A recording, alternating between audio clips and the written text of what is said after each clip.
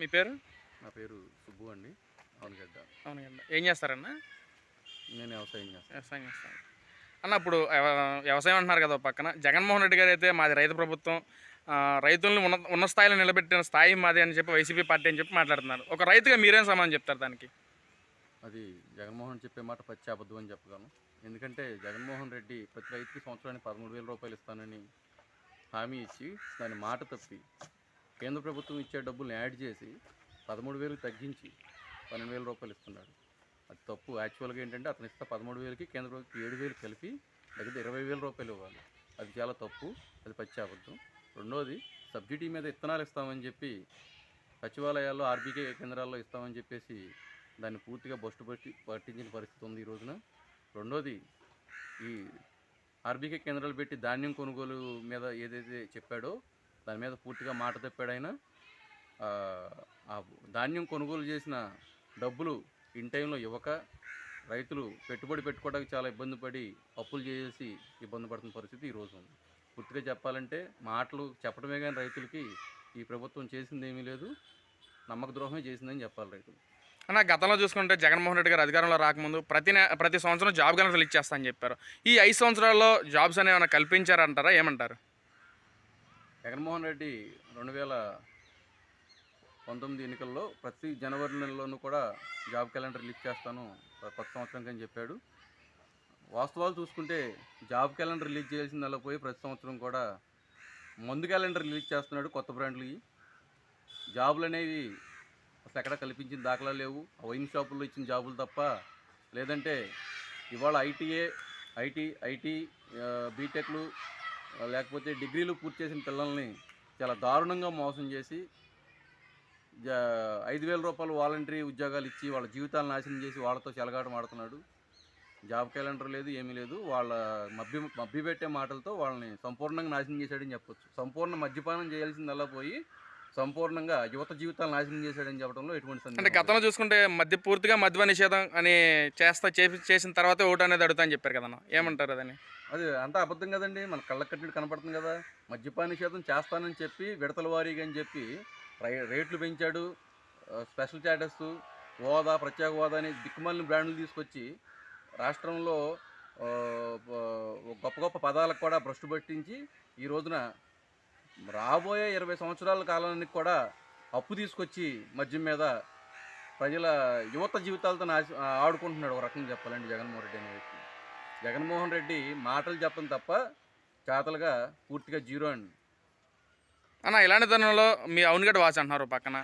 అవునగడ్డలో చూసుకుంటే వైఎస్ఆర్సీపీ నుంచి సింహాద్రి రమేష్ గారు అనేది బరిలో ఉన్నారు.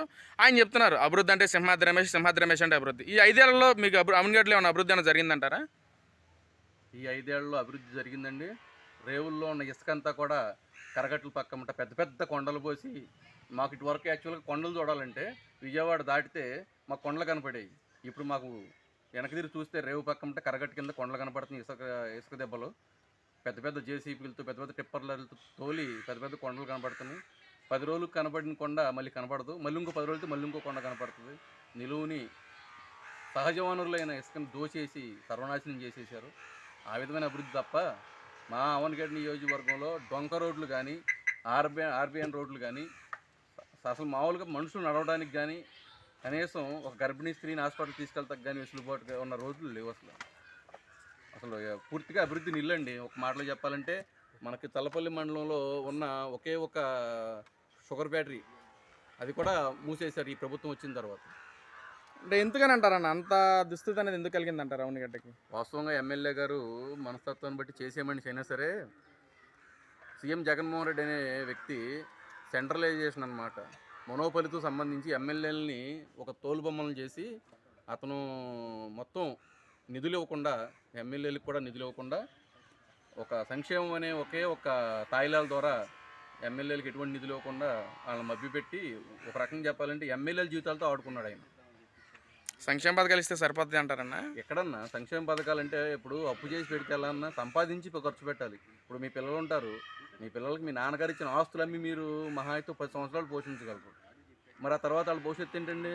వాళ్ళని అప్పుల్లో పెట్టేసినట్టే కదా మీరు. అలా కాకుండా మీ నాన్నగారు ఇచ్చిన ఆస్తులతో, మీ పెద్దలు ఇచ్చిన ఆస్తులతో మీరు వ్యాపారాలు చేసో, వాటిని డెవలప్ చేసో, వచ్చే సంపత్తో వీళ్ళని చదివించి వీళ్ళని వృద్ధులు చేస్తే అది కదా అభివృద్ధి అంటే. మరి ఇప్పుడు వచ్చిన చంద్రబాబు మేనిఫెస్టో కూడా చూసి ఉంటారు కదా, ఆయన కూడా సంక్షేమ పథకాలు ఇస్తున్నారు కదా, ఏమంటారు మరి దానికి? సంక్షేమ పథకాలు ఇస్తే అభివృద్ధి చేస్తానంటున్నాడు. ఎందుకు నమ్మాలంటే చంద్రబాబు నాయుడు హయాంలో పోలవరం ప్రాజెక్టు 72% పూర్తయిందండి. ఈయన వచ్చిన 73% కూడా పూర్తి అవ్వాలి, అంటే 1% కూడా పూర్తి చేయాలి. మనకి పోలవరం సంబంధించి ఎవరైతే నీటిపారుదల శాఖ మంత్రులు ఉన్నారో వాళ్ళు రికార్డ్ డాన్స్ లైట్ తప్ప నిడిచి తొడలు కొట్టి మాటలు చెప్పడానికి సంబంధించి ఉపయోగపడతారు తప్ప పోలవరం సంబంధించి ఏ రోజు ప్రెస్ మీట్ పెట్టి దాని మీద మాట్లాడటానికి కూడా సరిపోరు. రెండోది, చంద్రబాబు నాయుడు ఉండగా మన అమరావతి కనీసం 50% అన్నా పూర్తయింది. వాళ్ళు ఆయన కట్టించిన బిల్డింగ్లోనే పరిపాలన జరుగుతుంది. ఆయన వేసిన రోడ్లలోనే ఇవాళకి అక్కడ ఇది జరుగుతుంది. ఆయన ఎంతో కొంత అభివృద్ధి చూపించాడు కాబట్టి మళ్ళీ జనాలు ఈ ఎన్డీఏ కూటమి సంబంధించి చూడాలని అనుకుంటున్నారు.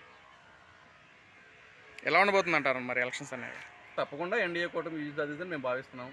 జగన్మోహన్ రెడ్డి అనే వ్యక్తి మళ్ళీ వస్తే ఆంధ్రప్రదేశ్లో ఉన్న మీడియం మధ్యతరగతి కుటుంబ సభ్యులందరూ కూడా రాష్ట్రం వదిలిపెట్టి పారిపోవాల్సిన పరిస్థితి సంపూర్ణంగా వస్తుంది. ఎందుకంటారు? ఎందుకంటే ఇక్కడ ఉద్యోగ అవకాశాలు ఉండవు, వ్యాపారాలు చేస్తే అవకాశాలు ఉండవు, ఏదైనా చిన్న చిన్న పరిశ్రమలు పెట్టుకోవాలంటే అవకాశాలు ఉండవు. లంచాలు, బెదిరింపులు, వీళ్ళకి ముడుపులు చెల్లించటాలు, ఇలా రౌడీయజాలు, ఒక సామాన్య పౌరుడు బతకడానికి ఇక్కడ పూర్తిగా భయభ్రాంతులో బతకాల్సి వస్తుంది. అంత నైరాశ్యంలో ఉండిపోయింది వాళ్ళు. ఓకే.